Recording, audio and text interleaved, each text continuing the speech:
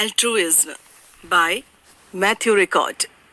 एक दूसरे की मदद करना सिर्फ एक अच्छी आदत ही नहीं है, ये वो चाबी है जो एक नई दुनिया के दरवाजे खोलती है। एक दूसरे की मदद करके हम अपने अंदर छुपी हुई इंसानियत को बाहर ला सकते हैं और एक अच्छे इंसान बन सकते हैं। ये किताब हमें बताती है कि कैसे हम अपनी इस दूसरों की मदद करने की भावना को विकसित कर सकते हैं। हम देखेंगे कि क्या है जो हमारे समाज को आगे बढ़ने से रोक रही है और कैसे हम उसे अपने रास्ते से हटा सकते हैं। आखिर में ये किताब हमें बताती है कि किस तरह से हम अपने स्कूलों में कुछ बदलाव करके अपने बच्चों में अच्छी आदतें विकसित करवा सकते हैं, जिससे वे आगे चलकर एक नया और बेहतर समाज बना सकें।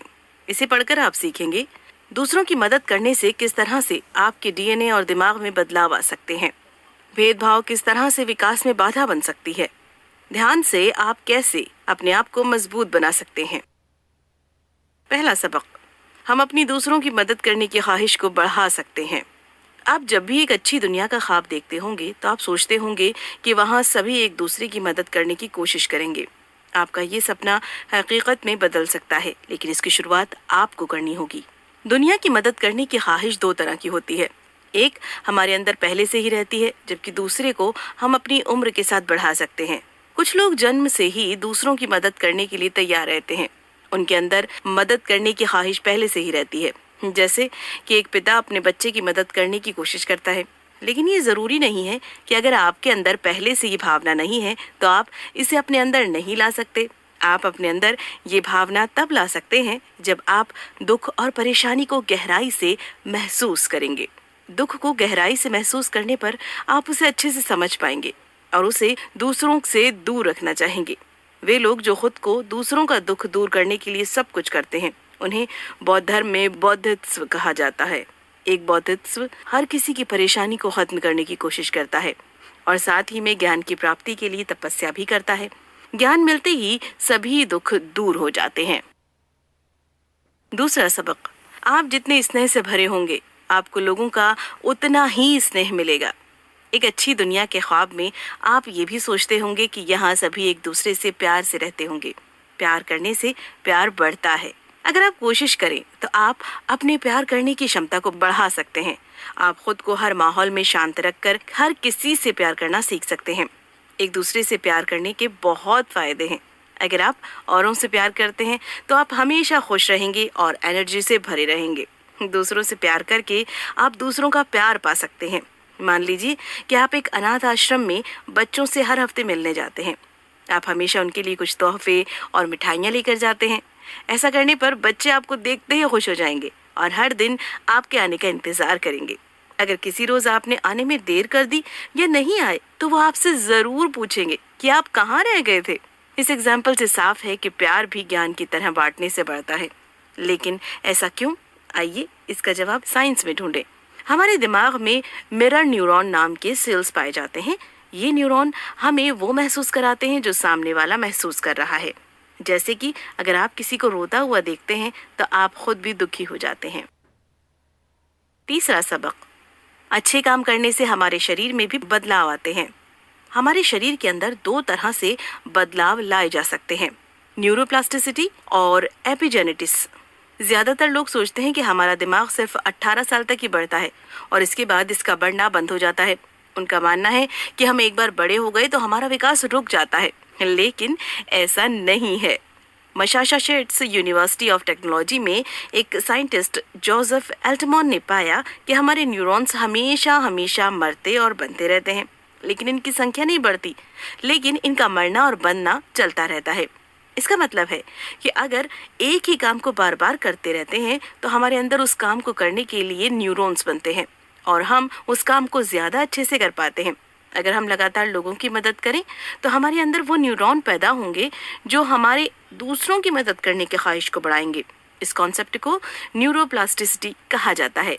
अब आइए एपिजेनेटिक्स पर नजर डालें। आपने फिल्मों में अक्सर देखा होगा कि दो जुड़वा भाइयों में से एक भाई बहुत सीधा साधा रहता है तो दूसरा थोड़ा बदमाश। ऐसा असल जिंदगी में भी हो सकता है। हमारे बाहरी माहौल की वजह से हमारे जीन्स पर असर पड़ता है। वो एक ऑन या ऑफ हो सकते हैं। मतलब अगर आप हमेशा दूसरों से प्यार करने की कोशिश करेंगे तो आपके प्यार करने वाले जीन्स ऑन हो जाएंगे और नफरत करने वाले जीन्स ऑफ हो जाएंगे। इस तरह से इन दो तरीकों से आप अपने अंदर दूसरों की मदद करने की ख्वाहिश को बढ़ा सकते हैं। चौथा सबक, सभी लोग स्वार्थी हों ऐसा जरूरी नहीं है। इंसानियत ही हमें इंसान बनाती है। दूसरों की मदद करना, दूसरों से प्यार करना और दूसरों के दुख को अपना दुख समझना ही इंसान होने का सबूत है। अगर आपके अंदर ये भावना नहीं है तो आपके इंसान होने का कोई फायदा नहीं है। लोग अक्सर सोचते हैं कि इस दुनिया में वही आगे बढ़ते हैं जो अपने बारे में सोचते हैं, लेकिन जब आप एक अच्छी दुनिया का ख्वाब देखते हैं तो क्या आप ये सोचते हैं कि सभी लोग अपने काम से ही मतलब रखें? नहीं, दूसरों की सेवा करना आपका काम है और आप अपने काम को अच्छे से करना चाहते हैं तो आपके अंदर उनके लिए प्यार की भावना होनी चाहिए। एक स्टडी में पाया गया कि बच्चों की देखभाल करने वाली नर्स जब बच्चों को प्यार से नहलाती और खिलाती है तो बच्चे हमेशा खुश रहते हैं, जिससे वो सेहतमंद रहते हैं। लेकिन ऐसा क्यों होता है कि लोगों के अंदर स्वार्थ की भावना आ जाती है और वो सिर्फ अपने बारे में सोचने लगते हैं? आइए देखते हैं। कुछ लोगों का मानना है कि दूसरों की मदद करके हम उन्हें कमजोर बनाते हैं। कुछ लोगों का ये भी मानना है इस दुनिया के जंगल में वही जिंदा रह सकता है जो शिकार करना और शिकारियों से बचना जानता हो। दूसरे शब्दों में, जो कमजोर है वो इस दुनिया में नहीं जी सकता।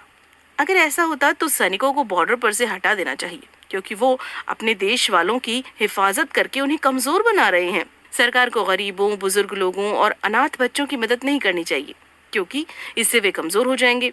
आपको अपने परिवार वालों की भी मदद नहीं करनी चाहिए, क्योंकि ऐसा करके आप उन्हें कमजोर बना रहे हैं। अगर आपको इस दुनिया में रहना है तो आपको सभी के साथ मिलजुल कर रहना होगा। हम सभी को एक दूसरे की जरूरत है और बिना किसी मदद के आप कभी सफलता हासिल नहीं कर सकते। पांचवा सबक, आप ध्यान की मदद से दूसरों की मदद करने की ख्वाहिश को बढ़ा सकते हैं। पिछले कई हजार सालों से लोग ध्यान की मदद से अपनी जिंदगी को पॉजिटिवनेस से भरते आ रहे हैं।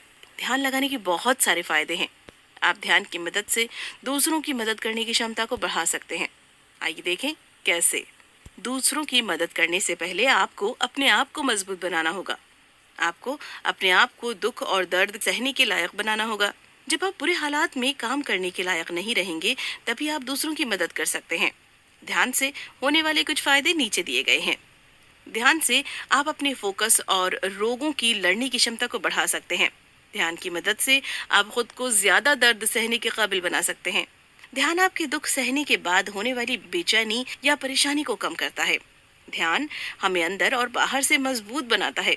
ध्यान हमारी सोच की क्षमता को बढ़ाता है। एक स्टडी में पाया गया कि सिर्फ 4 दिन तक 20 मिनट ध्यान लगाने के बाद लोगों को महसूस हुआ कि अब उन्हें पहले के मुकाबले 40% दर्द कम होता है और वो दर्द को 57% ज्यादा सह पाते हैं। मेटा मेडिटेशन की मदद से हम दूसरों की मदद करने की ख्वाहिश और क्षमता को बढ़ा सकते हैं। इसमें हम आंखों को बंद करके आराम करते हैं और अपने आप के लिए प्यार को महसूस करते हैं। जब हम ऐसा करते हैं तो हम प्यार से भर जाते हैं और फिर यही प्यार हमारे अंदर से निकलकर दूसरों पर बरसने लगता है। छठा सबक, लोग सच में दूसरों की मदद करना चाहते हैं। उन्हें नाम या शोहरत कमाने का शौक नहीं होता। अगर आप लोगों की मदद सिर्फ इसलिए कर रहे हैं ताकि आप सुर्खियों में आ सकें, तो आप सच में उनकी मदद करने के बारे में नहीं सोचते।